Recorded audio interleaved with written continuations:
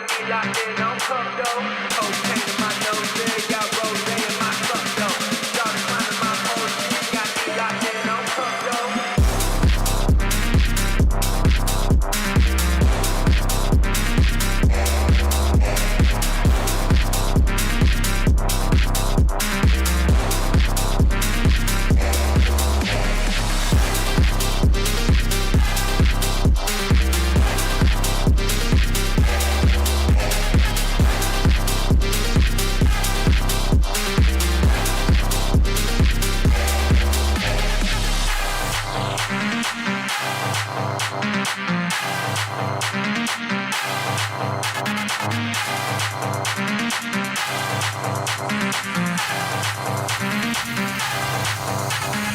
Cocaine in my nose, yeah, got rose in my cup though.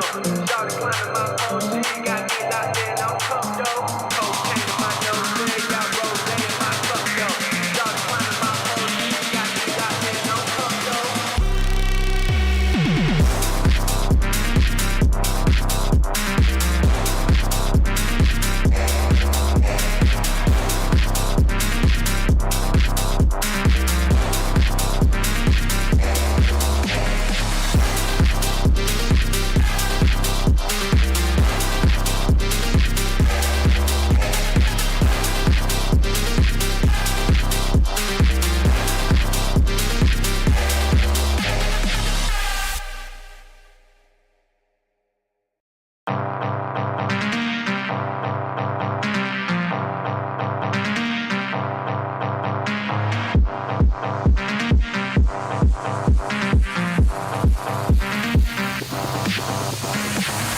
in my nose, yeah, got rose in my cup though.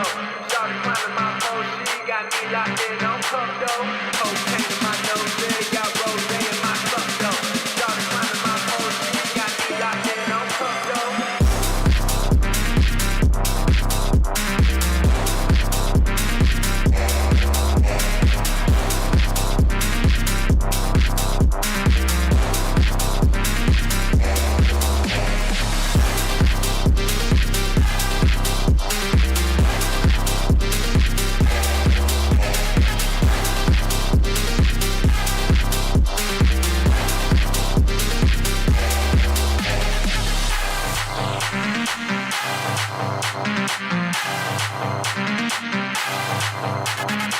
climbing my pole, she got me locked in on cup though. Cocaine in my nose, yeah, got rose in my cup though. Started climbing my pole, she got me locked in on cup though. Cocaine in my nose, yeah, got rose in my cup though. Started climbing my pole, she got me locked in on cup though.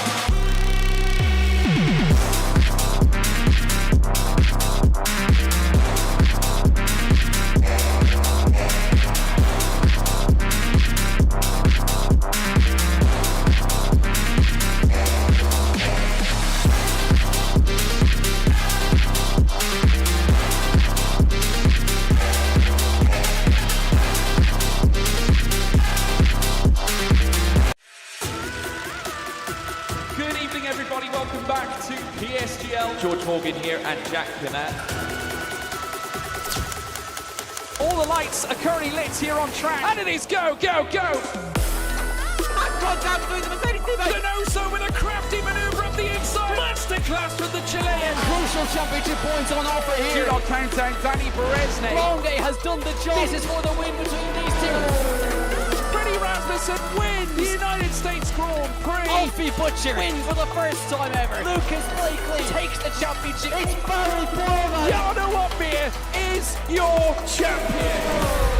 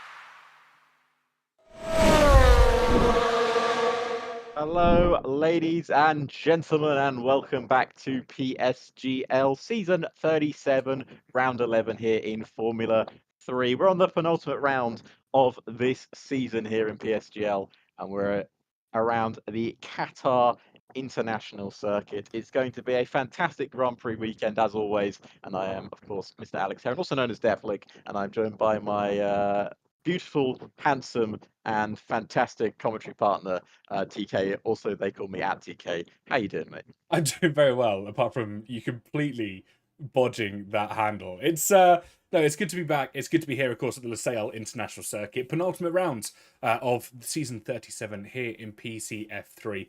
Fascinating to see. I think we're going to have about 16 or 17 drivers on the grid and one brand new driver taking the stages just in front of yourselves as well. So it's going to be a good one. Championship is as close as it could possibly be, in my opinion. There's only about 10 points between our top two drivers at the moment. And with 2 rounds remaining, it's still on anyone's hands. It really is. And of course, we're going to have a look at those standings right now.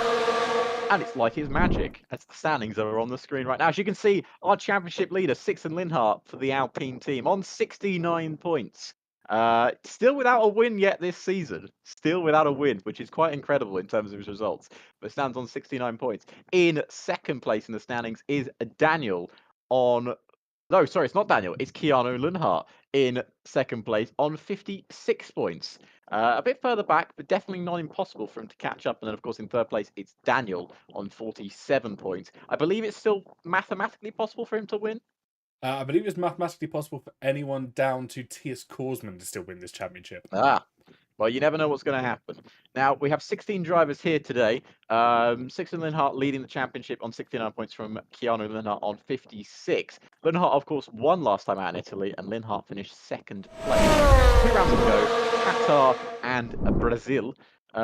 Technically, I believe Linhart can win the title today, but there needs to be a lot of differing factors for him to come away with the title. Yeah, there's going to be a lot of factors at play in this. A lot of napkin maths, if anyone has been in a virtual commentary box before, because it will be jotting down numbers in the hope that you get it right. But I don't think we're in a position today to confirm nor deny, because, of course, the stewards will have their input on pretty much every single offence that happens during the course of this race. 29 laps around the Lusail International Circuit. And I think anything could go right or could go wrong for some of our championship leaders. But Alex, why don't we go ahead and have a look at where our drivers will be racing? Let's have a look at this fantastic circuit, Lusail Qatar International Circuit. 16 corners and, of course, one major DRS zone down the back straight, 3.3 miles. And it is a track that's designed for MotoGP cars, but delivers absolutely world-class racing here in Formula One. Has some changes recently, especially with the pit lane. Is that going to catch some drivers out, TK? Well, it quite possibly could, because anything can happen, especially around here. And I'd love to see what your definition of a MotoGP car would be. MotoGP car? Is that what I said? That is what you said. You called them MotoGP cars. I meant MotoGP bikes, of course, is what I really meant. Yeah, so it's a MotoGP circuit originally, but it was converted into Formula One standard for, I believe, was it the 21 season? I think you're right on that, because it was the COVID year, if I remember correctly. There was a couple of weird and wonderful things that were about to take effect. But Alex, our drivers are in the pit lane, of course, still using the F1 World cars here at the moment. So we will do our best guess of who stands where, especially when it comes to that last gasp in qualifying. But let's switch across and check out the race, or at least the qualifying. Of course, the other thing about qualifying we should mention is that ghosting is on, which means we will have a lobby restart at the end of this qualifying session, which is obviously always a bit of a shame, but it's something we have to do. Something else I would mention, just as an audio thing for everyone, I currently have a blocked right ear, so everything I say, I might be a bit louder because I don't sound as loud for myself because I've got a headphone on my left ear, so everything's kind of muffled for myself. So if I'm too loud or too quiet, then I apologise. Yeah, it's going to be an interesting one to see how this race develops, of course. 18 minutes on our qualifying clock, getting ready to go. A lot of drivers out early, which would be expected if we were having a normal qualifying session. Ghosting, of course, turned on at the moment, which means no one can have that slipstream effect through the twists and turns here in Lusail. But it's interesting that they're all trying to get their early runs done and get a lot of delta on the cars already. Yeah, exactly. And I mean, they want to get their lap times quickly. This is a circuit, TK, that is demanding on your tyres. I did a race around here recently. You watched it actually, didn't you? You were there live. The front left around this circuit grains up ridiculously, and the softs are no different. But TK, take us through this lap with Zach Miles. He's about to go on his first flying lap. He is the lead car. He is the black car, the Black Knight, you might say. He's going for it. He certainly is indeed. Down towards turn number 1. DRS course open. We will see the continuous yellow flag in sector 3 whilst drivers line up and get ready. Into turn 1, heavy on the right-hander. It can kick the car out quite a lot if drivers aren't prepared. And it's a nice swooping left-hander just to line themselves up. Pretty much to finish off sector 1, they'll have two 90-degree right-handers to boot with. But it's, as you can see on the track at the moment, it's quite a bumpy surface for our drivers to have to contend with, which is interesting considering its MotoGP history. And I think it's going to catch a lot of drivers out, not only during qualifying, but during the race as well. Yeah, I think it will. It's going to be genuinely very tricky for our drivers as they come through this middle sector here. And also, TK, track limits, my friend. Track limits, keep an eye on those. Now, of course, these are professional world-class drivers. They're only 2 tiers below the top tier of our league. But this circuit is a killer for track limits. It really is indeed, because it's a very fast-flowing circuit, very much like Spa in how quick you take some of these corners. Of course, there's no undulation here, there's no kind of elevation change to be contending with, but it is just so quick left and right. Not only is it easy to invalidate your lap, but those 3-second penalties, I reckon, will really come thick and fast for some of our drivers. Yeah, it certainly will. Zach Miles comes up towards the line, crosses the line now. A 20.2 is the first lap on the board, but it's instantly beaten by Marcel Vega, who does 20.5. 20.7 for Lola, 20.2 for T.S. Korsman there, take provisional pole. Then we've got Thomas Lammerman goes 4th fast. Keanu Linhart goes on to provisional pole with a 20.2. We're keeping an eye on our other driver, Sixten Linhart. Only 3rd fastest, 20.3. Of course, the new boy, Tom 97 on track. He's just going through the first sector. We haven't mentioned him yet. I love his livery, I've got to say. We will switch that in just a moment. Just keep an eye on what Daniel does for his first lap. P10 is all that he can manage. But yeah, Tom 97, first outing here in PSGL PCF3. Of course, well known in amongst the racing space and also as a creator as well. So fantastic to see him out on track with some of the fastest guys in PSGL. Down in P16, of course, not set a lap yet, just deciding to go a little bit different with the qualifying strategy compared to a lot of other drivers. But keep an eye on Tom, because he is one of those drivers that will consistently do results. They certainly will, TK. Sorry about this. I was doing 2 things at once, but I'm now back. Tom 97 just going around the final corner now. In his lovely, is that baby blue? I'm going to call that. Comes up to the line now. 21.0. Ooh, a bit further down than we expect, but he's a reserve and probably hasn't done that many laps yet and may have made a mistake. We didn't see the whole lap. Yeah, very true. Apologies, didn't mean to cut you off there, Alex. But yeah, as you said, probably hasn't done many laps. I think a lot of these guys will spend week in, week out doing practice for the tracks they know are up and coming, know what they have to get ready. And yeah, interestingly enough, into the pit lane, Tom 97 will probably be on an alternate strategy to a lot of these guys. I think Danielle heading out for an out lap, so again, went in that lap earlier, or hasn't gone out at all yet compared to some of our drivers, and hoping for somewhat of a free track to do their hot lap. Certainly, we'll be looking for that. Daniel currently going through the first sector, and race didn't finish a lap. Didn't get a lap time on the board. Must have invalidated, as we mentioned. But Keanu Linhart on provisional pole. Now, of course, never forget everyone that's watching, we get a point for pole position. Now, TK, if you're the man in 2nd place in the championship, which of course is, if my memory is correct, it is Keanu Linhart. It is. He's getting an extra point as it stands. Pole position. As it stands, he certainly is getting that extra point, but of course, don't jump to conclusions just a little bit too early. We are very early. We don't do that here. We don't do that here. We don't jump to conclusions here at all. No. But yeah, it's very early to this qualifying session. I would love to see how long is left on the clock, but unfortunately, yellow flag. There we go, 11 minutes and 50 seconds. So we're not even halfway through this qualifying session yet. Lots of time still to go to set those hot laps. They were only bankers. They were there to essentially get a delta for the remaining time in this session. Danielle has decided to head out. The only driver other than Race who has not yet set a time. Yeah, only 2 drivers yet to set a time, as you were saying, Daniel and Race. Everyone else has got a lap time on the board. Tom 97 just being wheeled back into the garage. And let's have a look at the rest of the drivers going on. Unfortunately, luckily, because obviously TK is streaming, because he has the superior streaming knowledge, my skyline looks very blurry and it's quite distracting in the background.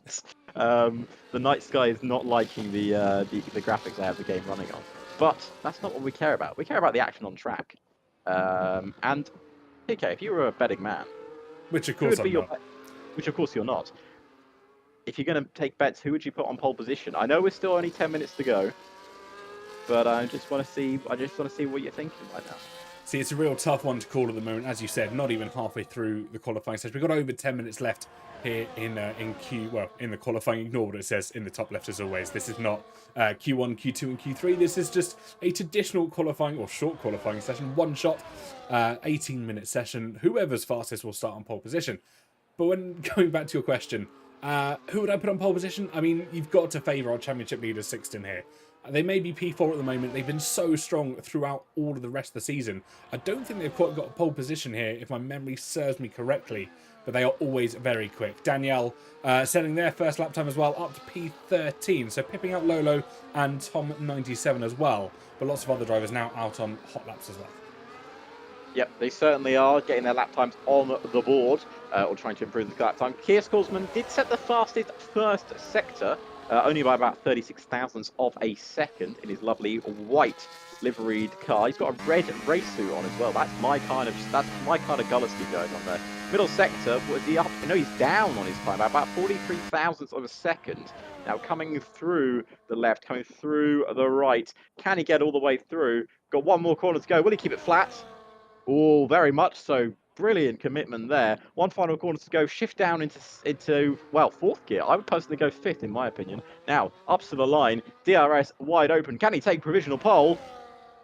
Oh, he misses out by about 38 thousandths of a second. Doesn't improve his time. Yeah, really gutting time there for himself. Didn't go quicker, as we all kind of expected him to do. Tom 97, of course, on an alternate strategy here in qualifying. He's only just started his hot lap attempt. I'm trying to figure out who's next across the line. I think that was Boba. It is indeed. Now they will come thick and fast across that timing beam. Linhart's backed out of his lap, TK. He's 5/10 down in the middle sector. Ryan Grob goes 6th fastest. Marcel Bega, the line next. Goes 6th fastest. And who was that jumped up? Keanu Linhart improved his time and went 20.1. Fantastic lap for himself. Daniel jumping up to P9, just improving by a couple of places there. But everyone else not really finding as much time as they potentially would have liked to. Race setting their first lap time immediately up to P3, 120.280. So 5 hundredths of a second slower than Tiers Korsman, and ever so marginally slower than that by Keanu Lundhart as well. So Race sitting down really good time here. Yeah, and of course, TK, at the end of the season, we both agreed we're going to do an awards ceremony for drivers that for certain awards that we'll think of during the week. And I mean, in terms of breakout stars this season, there's a lot of options, but I think Race has looked really good this year. Yeah, he's had a fantastic performance all throughout the season so far. It is consistently good results for himself. He's had the occasional slip where it hasn't necessarily gone his way. Tom 97 there just across the line as well. Jumps up one more position to P15, 120.683. So maybe Qatar just not his track. More in the ballpark. He's definitely more in the ballpark. Because there's only about, if we have a quick look at the gaps here, if I can find the button, there's 5/10 separating 15th to 1st. Well, technically 5/10 separating 16th to 1st. So there's nothing in it really. No, I put the gap up on the screen for everyone at home just to keep an eye on as well. It's just over half a second separating the entire field. I mean, the top 8 all separated by less than 0.2 of a second. So it is very much all to play for all throughout the field. Yep, it seriously is. And of course, they're all going to get probably 4 laps in TK here, because of course, if you weren't here at the start of the stream, we do have to have a lobby restart. The track is very short, and they all have 4 sets of soft tyres. They certainly do indeed. That would make sense why drivers are heading out a lot earlier than we've seen, say, the first few races of the season when we haven't had that lobby restart necessarily. They now can use every single tyre assigned to them in this qualifying session without worrying about kind of ruining tyres for the race. It certainly can. And TK, something we haven't mentioned yet so far is there was an update for F1 24 on Monday, and it's changed the way that ERS works. And I believe, from my research, it's made it even more powerful. Yeah, so my research is 100% on Twitter, because that is where basically all of the drivers tell you about what's going on, and it's really fascinating to hear about. That's where you get the knowledge from. It really is. So from my understanding, you can deploy more ERS over the course of a lap now than you traditionally could pre the update on Monday. So I'm not sure if that's going to necessarily result in faster times overall. I'm sure there'll be engineers screaming in the chat that is exactly what it means. But as far as I understand, it won't necessarily mean faster, but you can deploy more battery than you could, say, last week. Yes, and that is going to affect not only the qualifying, but the race as well. It certainly will. It's going to be interesting to see how it goes. Gabriel Quintino will take us away up to P2. Fantastic lap for himself. 1:20.187. That puts him 8 thousandths of a second slower than Keanu Luntar at the moment. It's a cracking lap. Absolutely cracking lap. Korsman's going through the first sector now. He's looking for that pole position. Now, of course, the pole streak was actually broken last week in Monza, where we finally had a winner from pole position, which was, I believe, Mr. Keanu Lundhart, who put it on pole. Is he looking for back-to-back poles? Can he get another pole position and then take another race victory? That's, of course, a many, many laps away, and we've still got 4 minutes left of this session. So let's not jump the gun straight away. But Korsman going through the middle sector, looking pretty steady on the car. Of course, you've got to run a decent amount of downforce here for this sector, even if you lose it on the main straight. You do indeed. It's a real tough call when it comes to choosing that setup, because you want the straight line speed for that start-finish straight, for some of the straights that actually come later in the session as well. I mean, if you look at Sector 3, it's practically flat out for 90% of that sector. This left-hander, for example, in modern-day Formula 1 cars, you can take that full throttle, use all of the curb available to you, and then just round the right-hander to finish off the lap. You've got to be careful, get that powered out nice and carefully, and T.S. Korsman has done that with absolute perfection. Oh, it is a good lap. It's provisional pole. That's how good of a lap it is. And Lundhart's invalidated, TK. Oh, that's going to hamper his run. Now, interesting enough, T.S. Korsman did 2 outlaps there. Will we see Keanu Lundhart? Was that an intentional validation, or I wasn't riding on board? It wasn't. No, he was invalidated before you got on board. And Lundhart's backed out of his 3rd lap again. So he has. He's parked up in a bit of an awkward position here in Sector 3. He's waiting for drivers to go flying past him. I don't know what he was doing. So everyone's coming into the pits for what will be their last lap of the session. Almost certainly now. You'll head in, get a fresh set of tyres on, minimum fuel load if you haven't been running that already, and go again. But it looks like Sixten Lundhart is actually going to go again here. 2 outlaps. Could be a bit of a strategy call. Nope, he is actually heading into the pit lane. I have completely misread the situation. The FER driver completely doing us in the commentary box once again. Daniel's in the pits as well, even though he was improving on his lap time. So everyone's in the pits except T.S. Korsman, who's just coming around the final corner now. He's going to well, he definitely made that corner. He's going to have some, he's going to have some mega outlap here to get out in time. It's going to be very, very close. I mean, he's on pole position at the moment. It's not much in it.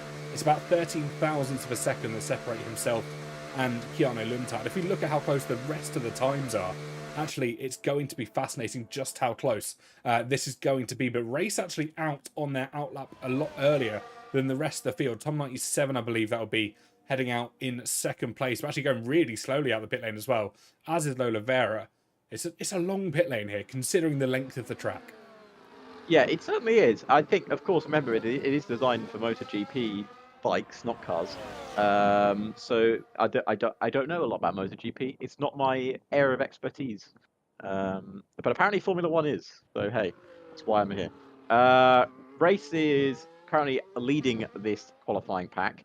Currently in 5th place and looking to take that provisional pole position. 1 minute 50 TK. Final prediction, go. Final prediction. I've got to give it to Keanu Lunter. I think he's going to nab it at the death because I think T.S. Korsman isn't going to be able to get out in time here. All right, you know what my final prediction? What's your final prediction, Alex?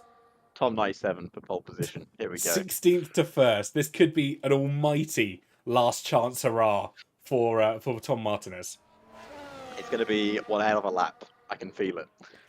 Korsman's just come out the pits. He is calling that incredibly tight at the end of this session. We'll keep an eye on that, ladies and gentlemen. But the first one to actually start your qualifying session will be, let's see if I can find him. It is Race, who is going down the main straight here. DRS wide open, running in 8th gear. And then you've got to hit the brakes and turn into the corner. It's such a fast first corner.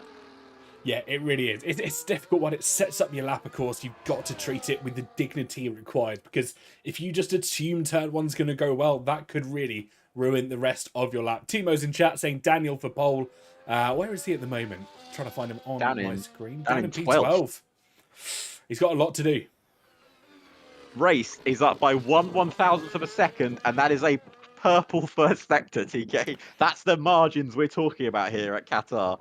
It is oh so close between our drivers. I'm keeping one eye on Race here as he heads through the 2nd sector. I'm also keeping my other eye on T.S. Korsman. He's heading through the 3rd sector at the moment.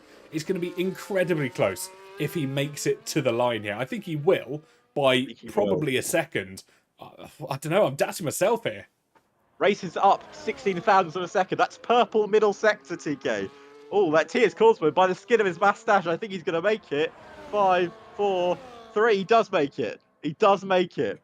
I'll tell you what. Wow. Congratulations to his engineer that told him to go out exactly when he did. He now gets the prime track conditions. I apologise for I punched my mic there, but here comes Race towards the line. It's only P5. It's an improvement, nearly 500ths of a second, but it's not enough. Next across the line will be Lolo, then Tom 97. Who's invalidated. So my pole prediction is already gone. What lap time would he have done, out of curiosity, as he comes across the line? Tom 97 does 20.629, which wouldn't have moved him up any places. Yeah. You let me down, Tosh. You let me down. But Keanu Linhart. Laurie Tukey goes 3rd. Oh my God. It's improving, and it is enough. It's 13,000ths of a second. This is exactly what he needs. Will it be equal times? No, it's even quicker. 120, 146. Now the ball is well and truly in T.S. Korsman's court. Let's see where everyone else can improve. See who it is. Zach Miles into the pits, can't improve his lap time. Linhart can't improve, he's P5 only. Daniel still on a lap time here. Marcel Bega did not improve, stays 13th fastest. Coming around the final corner, Daniel, can he improve on his lap time? No, stays 15th fastest. So it's down to T.S. Korsman. He's invalidated on the final corner. Would he have got pole? No, he wouldn't have battered. Keanu Linhart for the 2nd time in 2 races. He is on pole position and he gets an extra point. And his championship rival is only 5th.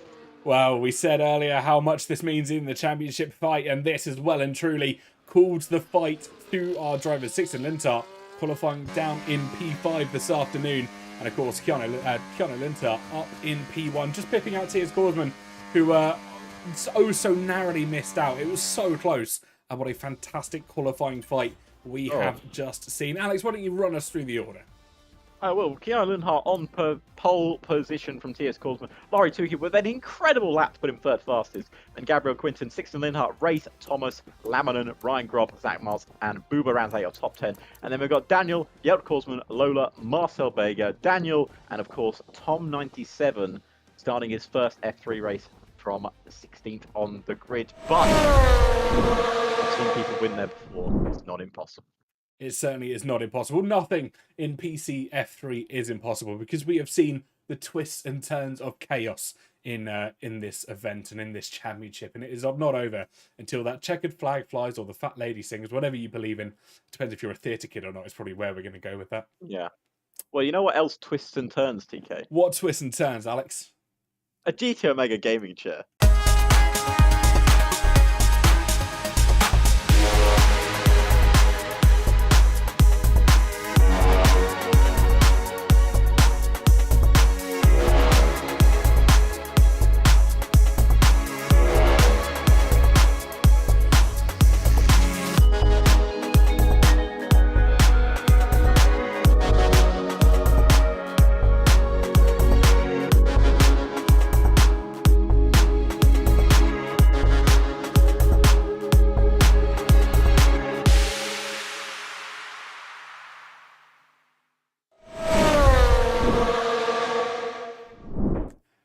back, just like that. It's magic. So we're having, of course, in the middle of a lobby restart once again. Unfortunately, the lobby restart is mandatory for reasons that are out of our control, but we won't go into it any longer because it's a boring conversation and we've had it every week. So let's talk about something interesting and the fact that our championship leader is in 5th place. Keanu Lundhart, the challenger, is in 1st place, which has already given him an extra point for the World Championship. So let's have a quick jump over to the standings. And we'll do some mental maths. And by do some mental maths, I mean TK can do some mental maths. Oh, you really threw that on me. Well, I can't do it. I'm dyslexic. So- Sixten Lidhart is on pole position. Is the leader of the championship leader on 69 points, and Keanu Lundhart is on 57 points after that pole position. So TK, what would need to happen for Keanu Lundhart to get even closer to Lindhart this afternoon? So at the moment, Keanu Lundhart stands 12 points behind Sixten Lundhart. That gap was 13 according to the graphics, of course, reduced by 1 now with that pole position to his name. In theory, they'd have to be 18 points clear going, 19 points clear going into next week to hound off the championship. So as long as Sixten I think as long as Sixten wins and maybe Keanu finishes anywhere from P4 down, if my maths is anywhere near correct on that, that would pretty much secure him safe from Keanu. Because there's drivers like Ben Marples as left tiers. Korsman, though, could still be a slight spanner in the works down in P7. He's 23 points behind, but of course you can score up to 36 over these next 2 races. Yeah, of course, it's 16 points for a win, all the way down to 1 point for 10th place. And you get a point for fastest lap as well. So do not count out anyone in this championship fight. The one thing that we've got to keep in mind here is that Sixten Lindhart is still yet to win a Grand Prix this year. If he came now, of course, still 2 races to go, but I love my random facts. I believe, if I'm correct, he would be the first driver in history to win a championship without winning a Grand Prix. I have nothing to dispute that fact that you've just told me, so I'm going to believe it on completely blind trust. I think he will be the first driver in history, at least in regular Formula 1 history. I don't know if in PSGL history, I don't know that much about it, but I don't believe there's ever been a Formula 1 world champion that has been crowned champion without winning a Grand Prix. That sounds probably about right to my maths. Again, I've got nothing to try and balance that out or count it wrong. So we're going to assume it's correct. Now, of course, that could change. There's 2 rounds to go. He might not even be world champion by the end of the race, that he has 2 races to win. But we're going to find out because the lobby restart has happened and everyone should be readying up in a couple of seconds once we have turned back on collisions. And of course, it's collisions without ghosting. Do not forget, some drivers were caught out last week because of the incident on the lap 1 of Monza, crashing into certain drivers. But that has been now relayed to all of our drivers. Hopefully Tom97 knows that rule because he wasn't here last week. So fingers crossed, we'll find out. And the other thing we should mention, of course, it's very unlikely, but it can still happen. We have random weather once again. So there is a chance it can rain at Qatar. PK has driven in the rain at Qatar. I made him do it once for a race. What was the experience like? In an F2 car as well, if memory serves me correctly. It was in a Formula 2 car, yes. That was interesting. What was it like, TK? I actually quite enjoyed it because it slowed it down. It made it more like a toboggan run than an F1 circuit, if that makes any sense to our viewers at home. Because you had a little bit more time. Yes, it was very slippery because of the nature of the track. But when it rains in Qatar, you cannot take those high-speed corners at as much full throttle as you can as normal. So it really spices up the game. And a lot of drivers won't have necessarily practiced it because, of course, at the moment, I believe you still can't do time trial in the wet. And of course, unless you're in a race scenario where it rains in Qatar, very rarely, you won't have practiced it. Yeah, I mean, the fact you can't practice time trial in the wet is a bit of an interesting choice. But hey, I didn't design the game. So we're going to get started very soon with this. So once again, we do apologize for the slight delay on the race start. But again, it's out of our hands. We can't do anything about it. But TK, of course, we should mention this is the penultimate round of Formula 3.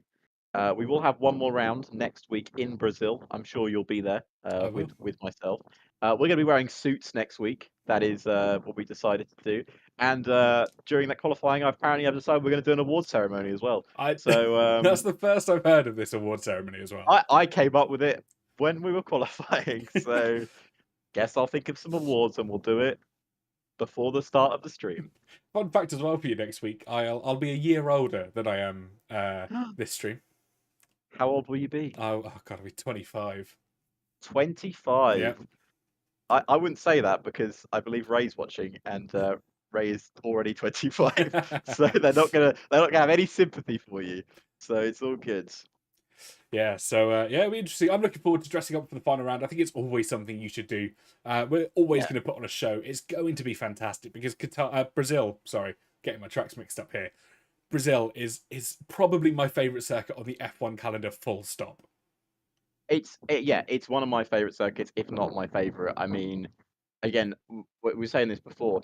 I don't think I can remember watching a bad race around Brazil, even in years that has been dominated by certain drivers or certain teams in real life. I've never I remember just quickly before we go into Qatar, 2019 when Mercedes were winning anything, we had that brilliant battle between Max, Albon, the Ferraris crashing, all of that good stuff. And even in, say, 2021, that was a fantastic fight around there. Of course, we all remember what happened that afternoon. But we're going to get into Qatar now. Is it dry? I can confirm Yeah. it is dry, yes. It is certainly dry out there. So, ladies and gentlemen, we are here for the Qatar Grand Prix at the Lusail International Circuit. It's a fantastic track. Some people don't like it. I personally love it. The circuit, not just because I won there last week in a league race, but it's fine. Tyre wear, keep an eye out for it. The one-stop strategy is the one to go for, but if we have an early safety car, keep an eye on drivers taking those hard tyres a long distance. I expect to see everyone starting on the mediums at the beginning of this Grand Prix.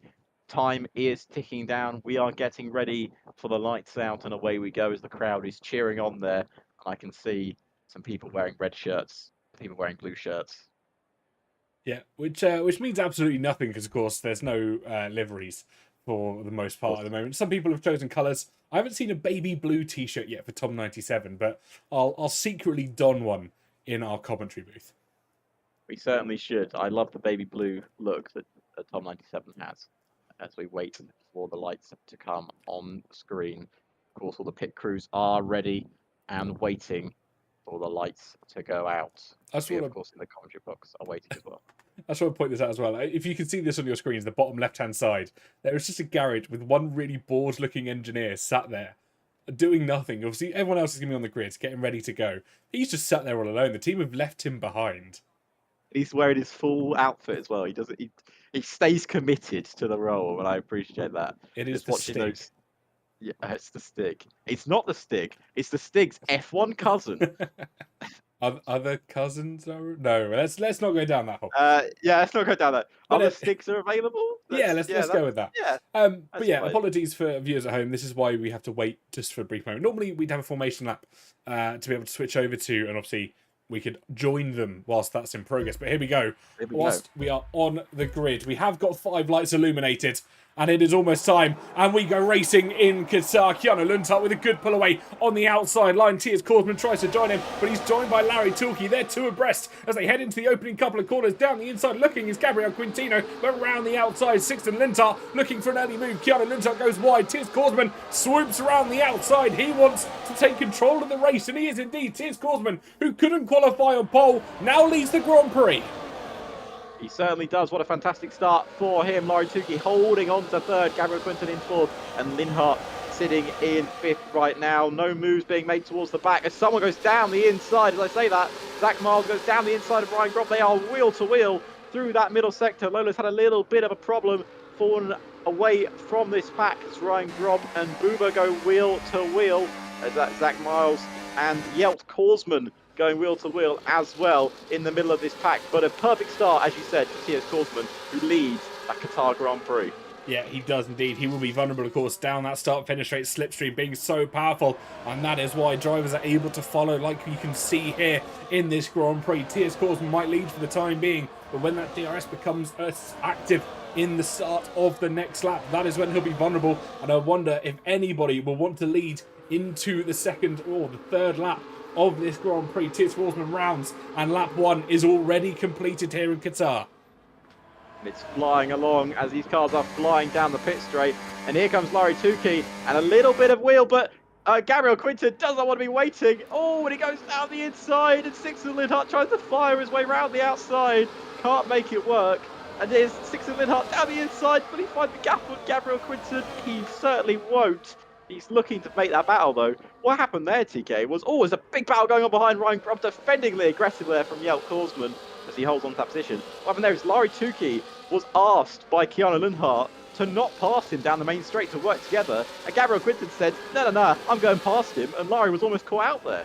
Yeah, he almost was caught out. Of course, the top 7 at the moment all running on the medium tyre. No differences for themselves. Zach Miles and Ryan Grob choosing to be the odd ones out, running the hard tyre at the opening of this Grand Prix. Jelte Korsman, Marcel Bega, then again choosing the mediums, then everybody else taking the hards at the back end of the grid. That is your tyre update for this race. And it'll be interesting to see how that strategy pays out. It's going to be an easy, probably one-stop strategy, medium to hard to medium for the majority of our drivers here. But Keanu Lindhart sets the fastest Sector 2 of anybody.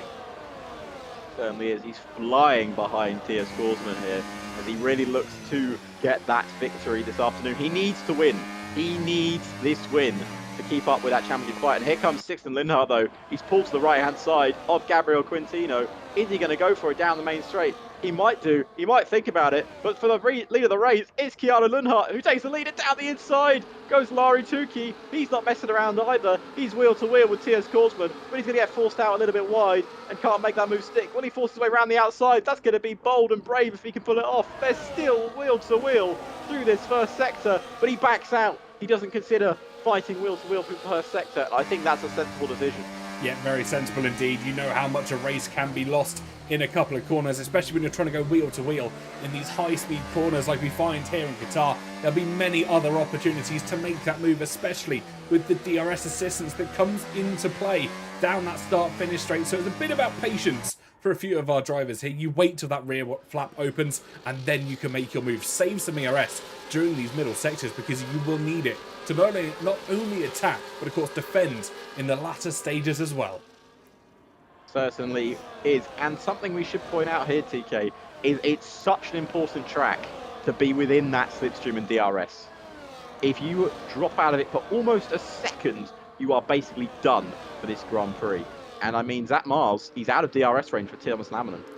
Yeah, he is indeed. I'm trying to find him on our screen at the moment. There we go, P8. Yeah, he has dropped out of that gap from Thomas Lamminen up in the lead of the Grand Prix. But look how far back Thias Korsman is from Keanu Lindhart, 0.6 of a second. Let's see how close he is when he gets down towards turn number 1. He's made up about half a second in one straight. Ryan Grob is up one, as is Marcel Bega, P8 and P10 respectively for the both of them. But I don't think Jelte Korsman wants to give that up as easily. There's almost contact between the two of them, P10 and P11. But Jelte Korsman will just have to rescind that for the time being. Yep, he certainly will. While his brother, of course, as we know, Thias Korsman, up in second place, is chasing down. Now, of course, Thias Korsman has not won a Grand Prix yet this year. Finished, I believe, second place in Spain. Do you remember that fantastic drive on those tyres? Yeah, fantastic drive from him. Also the strategy as well. Yeah, also strategy. Went really early for the undercut and almost made it work for a Grand Prix victory. Lost out on the last lap. Keanu Lindhart, of course, has won a Grand Prix this year. He's won multiple. Monza was his second Grand Prix. Larry Tukey, another driver with a fantastic drive, but unfortunately did not come away with a Grand Prix win. And I believe he lost it to Lindhart that day as well, if I'm not mistaken. I think you might be right. I need the championship standings to confirm, but I'm fairly sure you're right in your memory there, Alex. And then that means, of course, these two drivers behind Keanu Lindhart have both had Grand Prix victories taken away from them this year. They both want to get on the victory score sheet.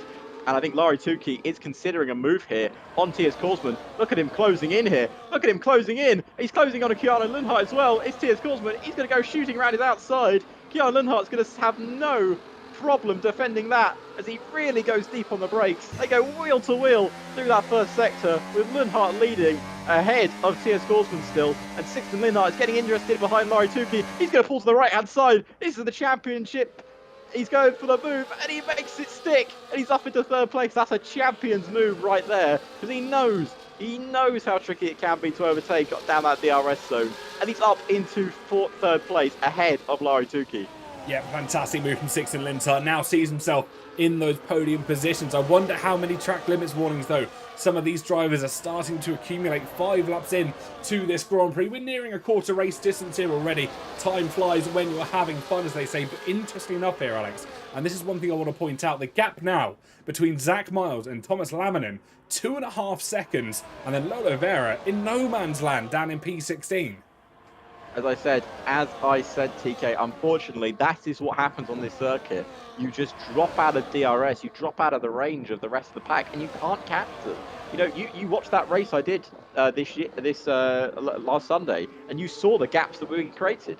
It is impossible to catch without DRS. Let's see if Sixten Linhart can prove it's possible to pass with DRS. As he goes to the right-hand side here of TS Korsman, he's going to go for his championship rival as well. He makes 2 in 1, and he makes it stick. He's up into the lead of the race, and all it took was 1 DRS zone. Sixten Linhart, the championship leader, and soon to be, at the moment, world champion, has got his championship rival behind him. Linhart is on a drive this afternoon from 5th place. Yeah, he saw his opportunity. He bit the bullet and went for that move down into turn number 1. It's the prime overtaking zone here in Qatar. It's fantastic to see. And now he sees himself up in P1. That gap ever increasing to the drivers further behind. With the top 7, of course, all on medium tyres. Ryan Grob has now managed to dispatch Marcel Bega, who was in P9. Actually, Zach Miles was in P8 at one point. He's dropped 2 positions, so Marcel and Ryan both getting past. And I wonder if any of them can make a breakaway, try and join these front 7 at the moment. It's a real mix of tyres in the mid-pack, but at the front 7, all of them on the mediums still. Yep, they certainly are. Medium tyres, I reckon, will come in, lap 11, lap 12. Those front lefts are going to be screaming already, TK, on 6 laps. Absolutely screaming in pain, and already want the sweet release, and they want to get on those hard tyres, but they need to go a bit longer. Need to last a little bit longer. And there we go, Sixten already pulling to the right-hand side there to try and defend Keanu Linhart. He's going to pull to the left-hand side, going to make that move stick. But here comes Tiers Korsman from a long way back. Is he going to go to the inside? Of course he is. He's going to go down the inside, and he's going to take that 2nd place away. He doesn't care who your championship leader is. He's going to make the move stick. He's going to push Linhart wide, and he's up into 2nd place again. Oh, little bit of contact there from your championship leader. Sixten Linhart was having none of that move from Korsman. And was that a little bit too aggressive there, TK? Oh, I don't know. It was a tough one to call. I'm so glad we are not the stewards in this tier, because that would be a real tough one to call. There's a dive down the inside by Gabriel Quintino as well. He's not satisfied with P8 at the moment. He wanted P4 off Tiers Korsman. Thomas Laminen making a move further back as well, losing out Thomas Laminen, as is Gabriel Quintino, who made that earlier dive. So the drivers are now finding their edge. They're deciding that it is not settled to be as it stands. Lap 7:29. There's still a long way to go. What's happened to Linhart? He's just dropped 2 places. He's made a mistake, TK. He's down to 4th, and there's a 1.7 second gap out front. Oh, wait. I think Linhart's having connection issues. He's jumped from 4th to P2. 2nd. What is going on? He's P2 on my screen, 1.3 seconds off Keanu Linhart. I think, yes, you're right, there was an issue for him. He's definitely not in P4 on my screen. He jumped from P4 down to P4 on my screen, then he's jumped back up to P2. P2. Oh, there we go. Oh, he's gone. He's got no, Linhart. Oh my god. What? No, he's 2nd on my screen. He's now jumped to 16th on my screen. Oh, but Larry, we're having some features here, ladies and gentlemen. Larry Tilke has taken P2 away. Tiers Korsman follows him through, of course, the ghosted car of Sixten Linhart there. Keanu Linhart has been gifted P1 here, and with such an advantage to his name, the question will be, will Larry Tilke and Tiers Korsman work together to try and pull back what is left of this race? Because if they swap DRS, use it to their advantage, they could still come through to win this race, or do well in this race. They certainly could, but what about Linhart, TK? He's dropping like a stone right now. He's down into 8th. I'll have to take your word for it. Oh, yeah, down. He's now up in 8th on my screen. It looks like he's back in the lobby, though. That car is once again solid. He's certainly not back in the lobby, TK. You can see he's losing too many places. Well, there is that as well. That is not... I don't think that's AI at this point. I think we just focus on the lead for the front. Yeah, let's focus on the battle at the front. But it has cost Sixten Linhart now because he's out of the points. Yeah, this is really going to hamper his race. Not only this race, but of course his championship standings as well. He's all the way down to P15. He will lose out to Lolo Vera in a matter of moments. Our championship leader that was P1 as we entered this race. He was leading this Grand Prix for a number of laps as well, but now Keanu Lundtart 1.8 seconds clear from Larry Tilke, Tiers Korsman, who I think actually could work together here.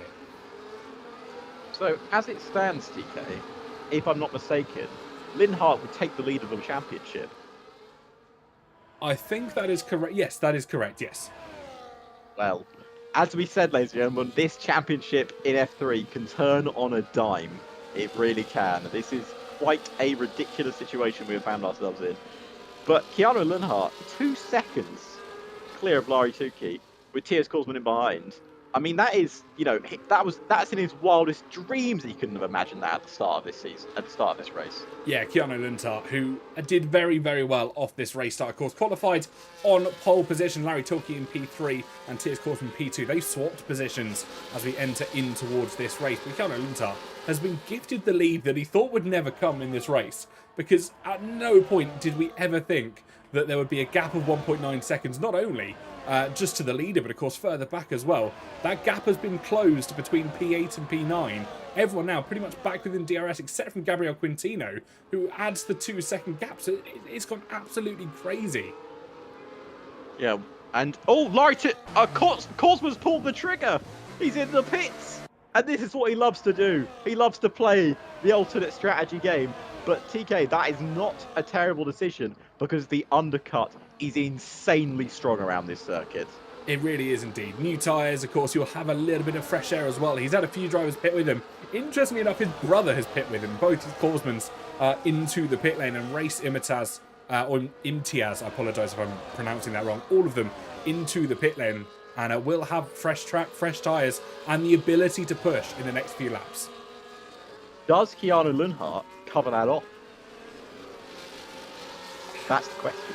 I'm very glad I'm not an engineer at this moment in time, because you will be questioning everything you thought was real about this. But if this is anything to go by, we now know the hard runners will probably go to about lap 19, lap 20 on their tyres. So that's when we're expecting the hard tyres to now pit. Yeah, because as I said to you, those mediums do not last long, my friend. I bet you, if we're looking at Keanu Linhart, you're looking at, who are you looking at right now? Gabriel Quintoni. On those tyres, I bet you he's on 20% on all 3 of his tyres, apart from his front left, which is 55. I guarantee you that's what the tyres are doing right now. Interesting to call. We'll wait and see. Keanu does go in to He cover does it off. cover it off. As does Larry Tilke. I think they have to. I think they have to, because they know the undercut's so powerful. Interestingly, top 3 pit. Everyone else stays out. Gabriel Quintino now takes the race lead. Ryan Grubb actually stealing it away with the DRS assistant. Zach Miles in P3 up in toward the top spots for the first time in this race. Marcel Baker as well. P4, Boma P5. So it's real been a switcheroo in this Grand Prix. All from that disconnection. But not only that, from the early pit stop from a few drivers. Watch Korsman here. Watch Korsman. He's going to get out very near to... Wow, it is incredibly good that they cover that off, TK. Because he's got Larry Tukey, and he called almost 3/10 back on Keanu Linhart's gap. That's absolutely incredible. Ridiculous. That's why they covered it off that early, because one more lap and they're losing those positions. Yeah, almost certainly are. So Sixten Linter, Marcel Bager and Gabriel Quintino, the only remaining medium tyre runners. Everybody else on the hard tyres now. Of course, early pit stops coming from 11th downwards. So Keanu down to Hjalte Korsman, varying degrees of laps, because some of them went in a lap early. Of course, they still have that element of randomness. They don't know who they're sharing a pit box with here, Alex. So that is going to throw a real question in the mix. It certainly will. They can't all just pit at the same time, because a lot of them will probably double stack. But TK, that's a 7/10 undercut he's just gained on Keanu Linhart in an outlap. He's almost within DRS range. He certainly is. It's going to be absolutely incredible to see what happens in the next couple of laps. Marcel Bager into the pit lane. That leaves 2 medium runners. Zach Miles almost wanting the lead of the race into turn number 1. Ryan Grubb trying to hold it off, though. They're 2 abreast, and it is Ryan Grubb that maintains the lead of the Grand Prix here. Zach Miles thought about it with the DRS assistance, but this time around, Ryan Grubb just a little bit too quick. Yep, a little bit too quick on this occasion, as it's still obstacles are well, our net race leader as it stands is Keanu Linhart, but everyone else is yet to pit in this Grand Prix. Tom 97 up in 6th place though. Yeah, it's a good recovery for him at the moment. Bear in mind, he's got past a lot of drivers that haven't pit from their older tyres. He will drop down considerably when those pit stops do come into effect. But of course, don't throw out safety cars. That could still add an element into this race that we haven't seen yet, as Lintar and Luntart going wheel to wheel here. 9 and 10 respectively in the standings, and Keanu back into P9, back into the better points paying positions. I think he broke his front wing, TK. I think Liahanu broke his front wing on the back of Linhart. Front right end plate. I'd love to show you if it came off the onboard. Yeah, he's missing front right end plate. Oh my goodness me. His AI has broken his championship contenders' front right end plate. Well, that is what happens when ghosting is off in the lobby. There's been a change for the lead of the race, though, Alex, and Zach Miles up to P1. Ryan Grob couldn't hold him off this time, and we do get Sixton rejoining, albeit down in P12. And is yet to pit as well. His AI hasn't made that pit stop yet off those medium tyres. Yep, and Marcel Vega, the first driver to fall foul of those track limits penalties. And Korsman into the net race lead. He takes Keanu Lundhart. And with that damage to Lundhart, how detrimental could that be in this Grand Prix? Well, that's the question we'll be asking. The Alpine livery on the car, and of course the damage on the front right end plate is one that you can keep an eye out for as we progress through this Grand Prix, but on a track that is basically twist and turn central, I think that lack of downforce is really going to hamper him. And then Lundhart's gone again. Well, he couldn't get back into his car. Lindhart has to be really careful now, because if he can't rejoin on the next occasion and leaves once more, I'm fairly sure it will retire the car. Oh my god. What has this race turned into, TK? We thought we were in for a DRS fest, but it's turned into some sort of chaotic mix. What has just happened there as Boba's up to P4? Yep, certainly is indeed. We were talking about this before the race got going. We thought this was going to be a DRS train all the way through, and it has been anything but. There's been chaos, calamity, and catastrophe alike. So Linhart's back in again. We're going to keep an eye on him to see if he can get into his car. If he cannot, the championship leader will retire from this race. That's going to be a real detriment to him. I don't think they can confirm the championship here this afternoon now that Sixton Lundhart, of course, down in P16. And it doesn't mean that Keanu Lundhart can pip it out either, but it means the championship will most certainly go to Brazil. It's a four-wide moment down the back straight between Race Marcel Baker and Jelp Korsman. My God, they were four wide down the back straight. I just watched it on the pit. I just saw it as I was watching a pit box happening. And that was mental. They were all four wide, but they all made it through unscathed as Marcel and Thomas Lavender are still going wheel to wheel here in this first sector. Sorry, that's Jelp Korsman and Marcel Baker, I should say. Still wheel to wheel, going through that first sector, and they made it all through carefully. And I think Linhart is back in now, but he's at the back of the grid, and he's still on medium tyres. Yeah, not an ideal one. I don't think his AI has pitted him. He hasn't indeed, so will have to pit, and he's already 1.4 seconds, as you said, off the back of this pack. So it's a decision to make. Maybe wait it out and hope for a safety car, because you know they can come in Qatar, especially with the high speeds that we see. Barriers do come calling thick and fast if you are involved in an instant. But Tom 97 up to P5 here, and actually with the DRS could be in for a good couple of position gains here as well. Certainly good. As we run down the back straight, Zach Miles takes the lead of the Grand Prix. Ryan Grob goes into second. Booba stays in third with Daniel and Tom 97 in fifth. Keanu Lundhart still hanging on to DRS here, TK, but I wouldn't say he's hanging on by a lot.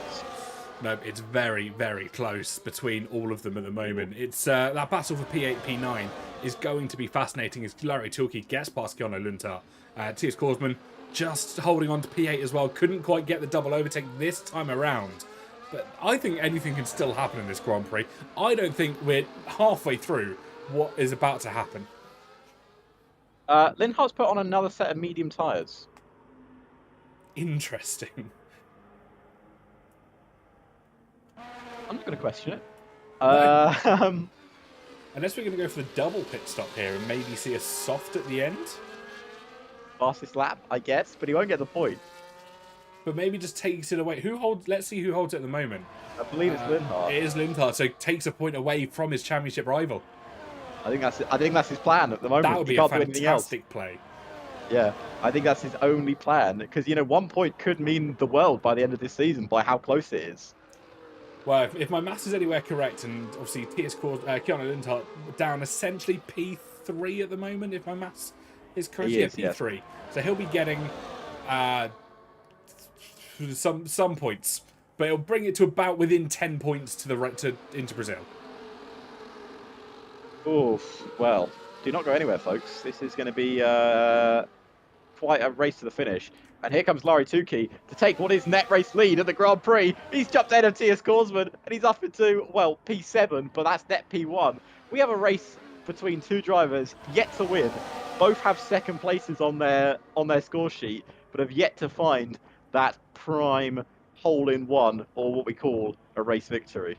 Yeah, it's going to be interesting to see what happens throughout the course of this race. There's two battles going on at the moment. You've got the battle for P7, as you said, essentially net race lead. And actually you've got the battle for the race lead. Ryan Grob, Zach Miles, Daniel, all involved in this at the moment, of course, starting on the harder tyre as Thomas Laminen picks up a 3-second penalty for the disregard of the track limits. And it's a real fascinating, there's a double-edged sword to this race. Yeah, there certainly is. As Tom97 is involved in this fight as well. He's up in P5, let's not forget. He started last on the grid on those hard tyres, but he's really climbed up through the grid. Very impressive drive from him. Of course, he still has to pit. Don't get too excited, Tom97 fans. But I'm sure he's still going to have good pace when he eventually pits. But they're still not going to pit, TK. They're really dragging out this hard tyre. Yeah, we're not expecting them in for probably another couple of laps here in this Grand Prix because we know how long they can go. But the lead of the race has changed hand once again. Zach Miles up to P1, Ryan Grob P2. Daniel thought about a move for about half a second, but backed out almost rightfully as he's front five all on the harder tyre. Larry Oliveira into the pit lane there. And we got Thomas Laminen with 10 seconds there. And he's coming to... Oh, I think he's retiring. Yikes. Well, it's not been the race he's wanted, that's for sure. It certainly hasn't been. It hasn't been his race for quite a few races this season. There's almost a battle going on for Ps10 and Ps11 here. Gabriel Quintino and Race Imtaz getting involved as well. This pack of four really trying to pull through, but of course they're 6.2 seconds off Keanu Lindhart, Larry Torkey, that sort of pack at the moment. There is still good positions to fight for. Oh, down the inside goes Gabriel Quintino on race. Is he going to make the move, stick into P10? They're still wheel to wheel through this middle sector now, and Race makes that move stick completely, and he's now confirmed his P10 status. Yeah, fantastic move for himself. He's ever so close to the points-paying positions, or actually he's in them, should I say. Reese up to P10, but he will want better than that. He's close to Marcel Bega, about 7/10 up the road. But of course, everyone else all into the pit lane now. As Ryan Grob, Daniel and Boba all into the pit lane. Tom97 and Zach Miles stay out, but Tom97 has almost lost out of DRS here and probably will over the next lap. Oh, and yeah, Korsman's picked up a 3-second time, but it's not going to help him in his battle for the points. TK, Keanu Lindhart's dropped out of DRS. Oh, this is really not going to be helping him. You can see him just in the background there as Larry Tilke and Titus Korsman fighting. And if those two can work together, pull through over the next few laps of this race, it can almost cause chaos for some of our drivers. But Keanu has to try and burn some battery now to catch up that 6/10 that he finds himself in deficit. Oh, man, this is going to be very close towards the end of this. Daniel sets the fastest lap of the Grand Prix, 23.4. So that takes another point away from Keanu Lindhart.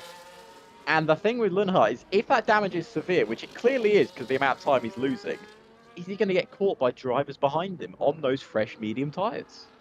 Well, that is the question I think him and his race engineers will certainly be asking. Keep an eye on it. It's 5.7 as it stands. He seems to make time through some of the corners. Of course, Marcel is fighting with the likes of Gabriel Quintino and Race further back.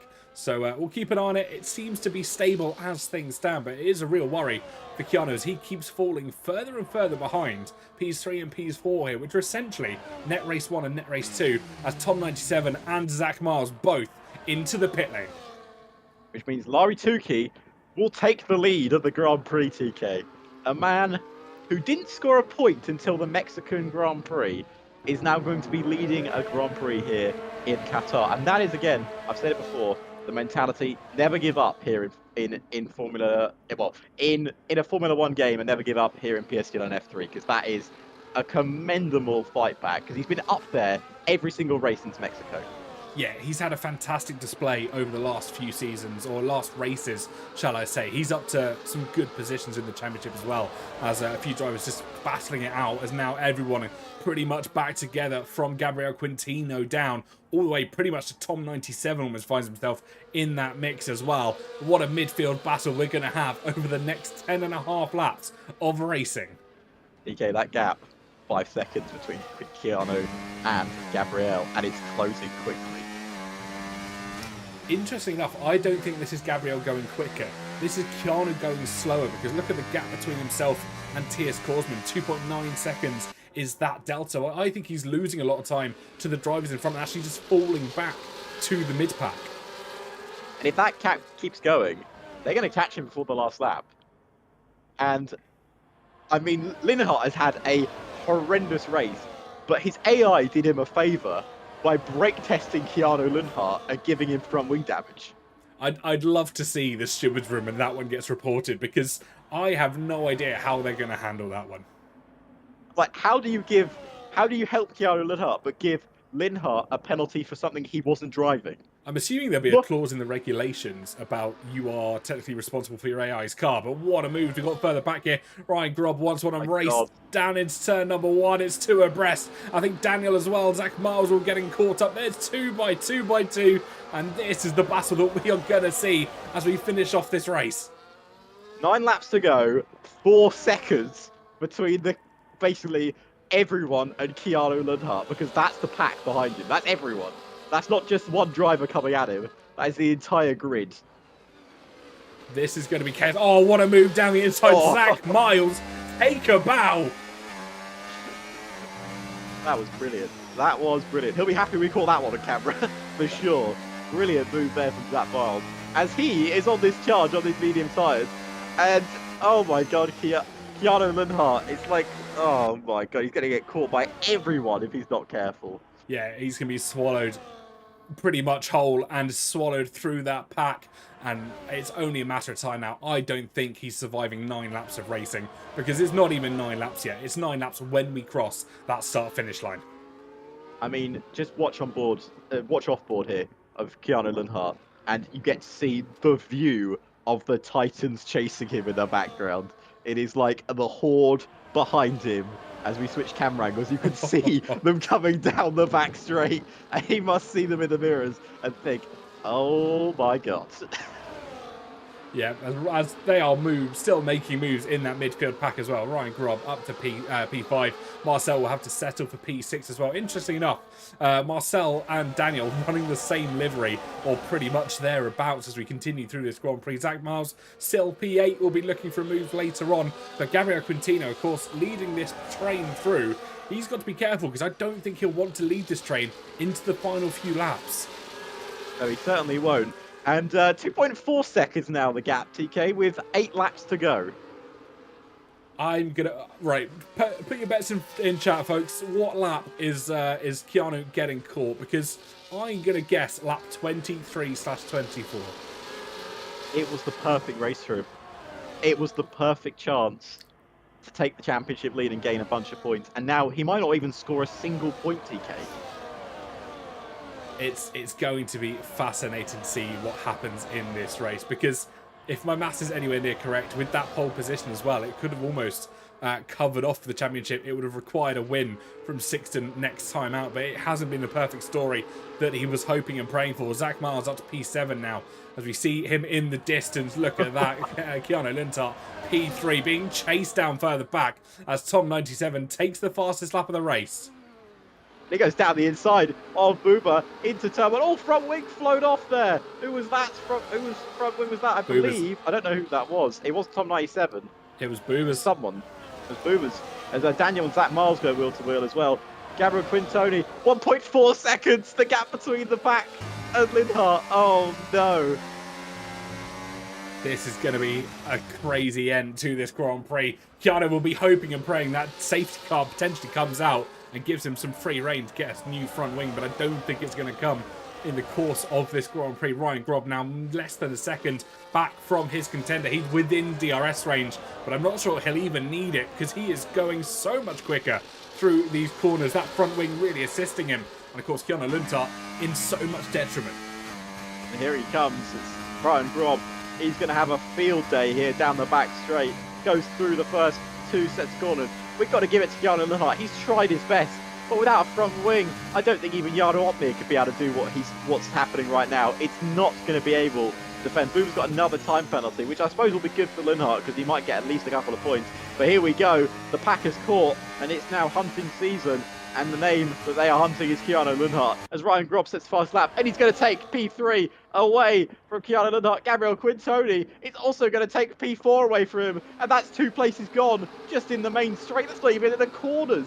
And it's already could be in a heap of trouble because unless Keanu Lundtart can hold on in the corners, he's going to drop even more places. Here comes Zach Miles, and it's going to be easy for Miles. He's up into P6 now. Yeah, he is indeed. Keanu Lundtart is dropping positions with every passing corner.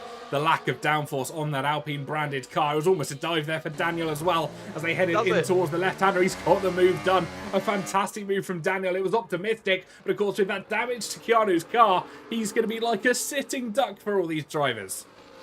And he was sitting in P1 before the pit stops. He's now in P7, and he's going to drop to P8 in a couple of corners because look at Tom 97. He's not going to go for it here. Oh, he certainly is. Tom 97 around the outside before the 3rd sector. He's up into P7. The man on his debut race just got past the championship challenger. Of course, mitigating circumstances and all that, but he's made the move stick and he's up into P7 now. Can we just talk about Tom 97? Starting last place here in this Grand Prix over 23 laps. He's made up essentially 9 positions. He finds himself 4th out of the medium runner drivers at the moment. Daniel and Zach ahead of him, but they're on the quicker tyre. Tom 97 could have played a blinder here. He certainly could have done. He's been absolutely, well, epic is the word I'm going to use, because he's absolutely flown through this grid, and he's done a fantastic job, especially with the alternate strategy as well. But not a lot of people can pull off around this circuit, and he's pulling it off this afternoon. As Tom 97 once again closing in now on Daniel up in P6. Now, of course, we haven't mentioned the race lead for a while for TK, but it looks very similar to Mexico, where Larry Tukey could lose it on the last lap if he's not careful. It's going to be DRS games here in Qatar. But like you said, a very much repeated episode of PSGL F3 because we saw it in Mexico and we're about to see it here in Qatar as well. 2 white cars splitting the night skyline here at the Losail International Circuit. And will it be Tias or will it be Larry? And neither one of them have won a Grand Prix this year. We're going to have another race winner here in F3. That would be, I believe, 8 different race winners this season.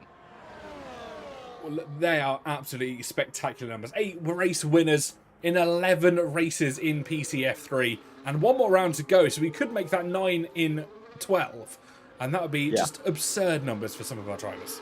It certainly would be. We'll have a quick look at the standings after the race, but we're on lap 25 or 29, and TK, I don't want to tell you, but things are getting worse for Keanu Lundtart.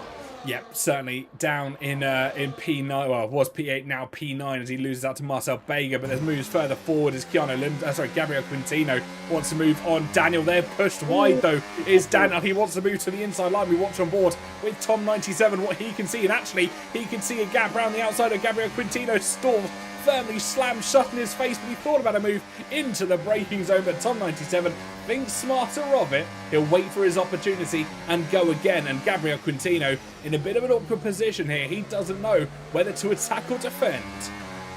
He certainly doesn't. Now, let's not, also TK, let's not forget, Daniel's still in this championship fight as well. He certainly is. The fact that the 2 main championship rivals aren't scoring many points this afternoon, Sixton scoring none, and Keanu only scoring, I believe, 2 as it stands. I mean, if he can get a couple more positions and get a 3rd, we could have a 3 people going for the championship in the final race. And I think Korsman's in it as well, is he not? Tias Korsman is in the championship fight, Oh, theoretically. my Lord. And if he wins today, he will close that title fight because Sixton Lundtart is pretty much out of it. Keanu Lundtart pretty much out of it. He's only 23 points off with 16 points if he wins this race. That will close it to only 5 with the final run. I mean, if I'm Tias Korsman right now, I'm on the phone to his brother saying, please close in on Lundtart. I need the many points as I can get. I wonder if there will be family ties coming in. As Daniel's engineer rightly points out, they started P15, so it's a heck of an improvement for him as well. Tom97 wants to move on Gabriel Quintino, looked for the inside, now the outside line. He's pushed ever so slightly wide, he's keeping his line, as Tom97 still two abreast with Gabriel Quintino. That inside line surely will come into its own, and it has indeed. Tom97 up to P6. Brilliant little move there from Tom97, finishing up in the top 6 for his first Grand Prix here in F3. Obviously only a reserve this season. Maybe he'll drive more next year. You never know what can happen in the world of PSGL. But he's still got a chance of a podium this afternoon. Well, you can only hope. Anything can happen here. We've still got 3.5, 4 laps of racing to go in this Grand Prix. And it's going to be fascinating to finish it off. Certainly is. Ryan Grob is in 4th. Zach Miles is currently the one sitting in P3. Race picks up a 3-second time penalty, currently down in 12th place. The good thing for Keanu Lundhart here, TK, is everyone behind him has time penalties. Yep, he'll be very fortunate if those pass him, of course. The question will be, can he stay within those 3 seconds, though? Because we've seen how much time he's lost to some of the drivers. Of course, he has about a 2.1 second delta back to Jelte Korsman in P10, but it hasn't looked like he's been able to find any more pace from that Alpine livery. Certainly hasn't. We're on lap 27 of 29, 3 to go in this Grand Prix. And I think we're going to be waiting for some DRS chicken before the end of the Grand Prix. I think we will. Larry Tilke, of course, still holding on. Matthias Korsman has not passed him once. That's one thing I just want to point out. That is a very tactical game here from Matthias Korsman. And I wonder if we can see just how much battery our top 2 are on. Matthias Korsman has fully charged his battery. Larry Tilke only has about 60%. Which makes you think Larry Tukey has been trying to pull away from Matthias Korsman. Of course, we've been watching the rest of the fights, but I assume that Larry thought, I can pull away. Clearly he can't. I would be saving that if I was him to try to defend on that last lap. Especially if Tiers hasn't been overtaking him like he potentially expected him to do. With 2.5 laps of racing to go here, you've got to get tactical with your ERS usage. There will be a lot of charging through these corners. I wonder if fuel will come as a concern as well. Maybe someone under-fueled. Maybe they haven't put enough fuel load in, so lifting and coasting in the corners. I mean, that could be the case. I don't know how much it drains. This track used to drain a lot of fuel back in the day when it was first released on the circuit calendar, but I don't know what's going to happen here. But we're on to the penultimate lap here of the Grand Prix. Tom97 very close to Daniel. Daniel will not be wanting to lose his position because he wants as many championship points as he can. If he thinks there's an open door to the championship still, he's going to try and walk straight through it. He will indeed. It's going to be fascinating. We enter the penultimate lap of this Grand Prix, the penultimate race of season 37 as well. The stars have well and truly aligned to give us an almighty championship fight when we next see us in Brazil in 1 week's time. But it is got to be crucial points for a lot of our drivers here. And the question for me at the moment is, when is Tiers Korsman going to make his move? Got to make it around the final around the first corner, surely. Has to make it on this lap. Six Lindenhut's in the pits, by the way, for soft tyres. He's going for that fastest lap. I think that's to be expected. He's got to take away. He's got to shut down the possibility. Now that Keanu Lundhart is down as well, he might even box. Go for that fastest lap. Of course, he's only getting 2 points where he stands at the moment. That extra point could be a bit of security for him.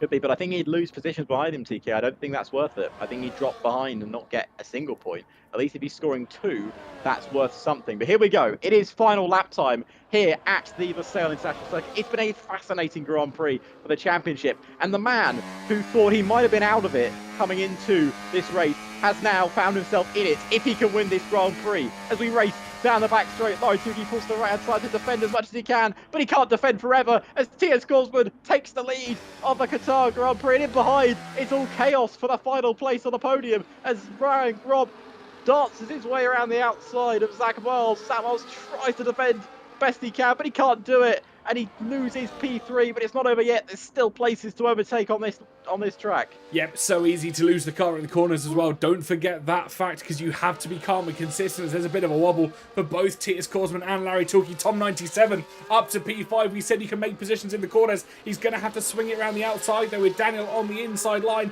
There's more shoving and pushing wide. There's wheel-to-wheel contact between the two of them. It's the inside line for Tom97. There's contact between the two cars again. Who's going to hold on to hold the position? Daniel and Tom 97 still going at it. They are still two abreast. I think Daniel might just have this. Tom looks around the outside line, but on this occasion just has to settle in and wait for the opportunity to come. But Alex, take us home as we enter the final sector. And Matthias Kortsman, the man who came into this Grand Prix with a small hope of being champion by the end of the season. But now he's gaining, as it stands, a lot of points on our World Championship contenders. This will go to Brazil, and it's Zach Miles who takes third. Matthias Korsman will jump into P1. In behind, it's Ryan Grob, it's Zach Miles, it's Daniel to the line. Who's going to get podium? It's Ryan Grob who gets P3. It was 4 wide at the end. Zach Miles in 4th, Daniel in 5th, Tom in 6th, Gabriel Quintoni in 7th. Keanu Lundhart does get 8th at the end, Marcel 9th, and Yelp Coleman finishes in 10th, followed by Lola, Race, Booba, Daniel, and Sixton Lindhart, who I assume will get fastest lap. But right at the end, TK, there was, look at the gaps between 7th and 7th and 3rd. My God. Well, let's keep an eye on that fastest lap. 1:22.8 is currently held by Tom 97. Sixton Lindhart is over or nearly a second up through the second sector on his time. 1:22.5 that would give him. So it is looking like the fastest lap will go to Sixton Lindhart here. Just to steal away that extra championship point from someone else in the standings. It was a race to forget for him, but if he can steal this point away, he'll be very happy with it. Comes across the line, he does get it. I think that's redemption a little bit for Sixton Lindhart. He doesn't get the point though, TK, because he wasn't inside the top 10. I think he's just happy to steal it away from someone else. I mean, and driving the day, Tom 97, I mean, I don't think I could disagree with that one. No. I mean, what a drive he certainly had. But the man who won this Grand Prix, the man who now has a chance of being champion come the end of Brazil, he wins here. It's one of the Korsmans, and it's, of course, T.S. Korsman. From 2nd to 1st, he picks up a famous Grand Prix victory here in Qatar. Yeah, fantastic result for himself. Not only for himself, but of course for the championship as well. We get a lovely champagne celebration, which I believe is actually rosewater in Qatar because of it is, yes. But no, celebrations on the podium there. Fantastic stuff. And Alex, why don't you run us through our complete order? Certainly will. It's T.S. Korsman who wins from Larry Tukey. Once again, the bridesmaid, not the bride on this occasion, and Ryan Grob in 3rd place. Zach Miles in 4th, followed by Daniel, Tom 97, Gabriel Quintini, Keanu Lundhart, Marcel Vega, Yelp Korsman finishes out your top 10. And then we've got Lola, Race, Daniel, Boba, Sixton Lindhart, Thomas Lamanen, your only DNF, and of course Lindhart with that fastest lap point. We are going to get some interviews here. One of them being, of course, Larry Tukey. Momentarily, TK. But once again, F3 delivers as we expect it to at this point. It certainly does indeed. And not only does it deliver, but it sets up a fantastic championship finale next time out in Brazil. It's going to be absolutely crazy to see. I cannot wait to experience it. And it'll be lovely to hear what our drivers have to say about that race result as well. And we've got our 3rd place finisher in the comedy box. And is the man who finished in 3rd place. It is Ryan Grob who picks up that P3. And Ryan, what a fascinating Grand Prix, not only for the championship, but also for yourself, battling with about 6 different cars for P3. And just talk us through those, well, talk us through the race, but talk us through those final laps, mate, because they looked chaotic from where we were watching. Yeah, I mean, the start was quite all right. The first 10 laps was pretty much trying to close the gap in front of the DRS train. And then, of course, we had Dixon's first DNF, which split the whole train in half, which was a bit unfortunate. I mean, it helped me get close to the few cars in front, but then the top 3 were completely gone already. So at that point, I thought, well, P4 would have been the max. And, of course, me and Zach tried the alt strat. And it worked out quite nicely again because I think 2nd and 3rd disconnect gave Keanu and Thomas wing damage. So it's an unfortunate race for them. Bit lucky for me and Zach. And then the last corner was a very interesting one. But in the end, I managed to get my first podium, so I'm overly happy with that. And yeah, Qatar didn't expect this much overtaking. But the DRS is so overpowered. But GG's to... Did Laurie win it or TS? I'm not quite sure. It was TS that won it at the end. Yeah, fair play to TS and Laurie, of course, both of them. And yeah, Keanu should have gotten P1, 2, or 3. But I'm happy to be here, first podium of the season. And yeah, I'm sure I enjoyed that as well. I hope you guys did as well. Yeah, we certainly did up in the commentary box. And of course, yeah, your first podium this season. I mean, you've been there or thereabouts during the whole season. And I mean, sometimes you just need that little bit of luck. And of course, you almost lost it right at the end. So that Miles, I believe, we weren't watching because we were watching the battle for the lead. But we saw a little bit. He went down the inside final corner, was it? And you just managed to hold on. Well, yeah, pretty much. I mean, he was right behind me heading into the last corner, and then he went to the inside. I think he was like half of his car was on the right-hand side off the track. So I thought either I go straight and make his corner very tight, but I was 90% sure I was going to go wide and 3 cars would have passed. So I went back to the left and switchbacked him, and I nearly hit his rear, but it was a beautiful switchback, which I'll definitely use for my socials, and I just about managed to hold on. But yeah, also the teamwork with him on the hards really helped, and then the mediums as well. I think with a bit more luck, or a bit more pace as well, we could have caught the top two. But then at one point I got a warning on pretty much a straight corner, flat out corner, but not in the last sector, in the middle sector. So that was my second warning. So from then it was pretty much just not pushing at all. But I was surprised how well the alt strat worked. I mean, I came out nearly in the DRS train at 1 lap to gain DRS. And yeah, I think that was also key to get through the traffic, and it all worked out nicely. Very nice. Well, thank you, Ryan, for having an interview with us, mate. And maybe we'll speak to you in Brazil as well. Thanks. See you next week. Bye bye. See you next week, mate. So we're now going to bring in your second place finisher. Once again, unfortunately, the bridesmaid, not the bride, but another fantastic drive from Mr. Laurie Tukey, who finished in second place behind T.S. Korsman. Laurie, once again, mate, since Mexico, you've been on a charge for these podiums, for these points, for these wins, and it just slipped away from you once again. But what a drive, mate. Yeah, thank you. It was pretty difficult race. I mean, the track is so difficult with the track limit, so you need to be absolutely limit on every lap. And did you feel like you had that win in the bag, or was it once again similar to Mexico, where you just couldn't? It's just so difficult to deal with that DRS. Yeah, it was the same as Mexico. So I mean, I know obviously you sound downhearted. I mean, I would be, another race that slipped away. But what we can say, me and TK has said this season, you've been the commitment you've had in F3, considering before Mexico you hadn't scored a point, and now you've been finishing in the top, top 5, top 4 in the last few races. I mean, it's been fantastic, mate. That win will come. I promise you, it will come. It may come in Brazil. You never know. yeah, we don't know. Someday. It will happen, mate. It will happen. But thank you for joining us for interview, mate, and congratulations on P2. Thank you. Thank you, mate. I mean, he sounds disheartened, TK, but he will win. He will will happen. indeed. He'll come back fighting, and that is what we kind of endeavour to see. Of course, it's a tough championship. You've got to remind yourselves of that, because there is no easy route to win here. I think a lot of drivers have found that out through the course of this season as well.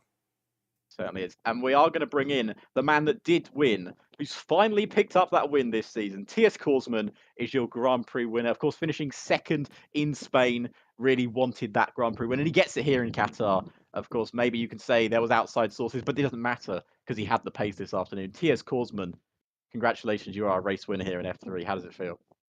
Yeah, it feels great, to be honest. I'm so happy. I mean, we just had Laurie in here. Laurie once again missing out on that win, but differing emotions.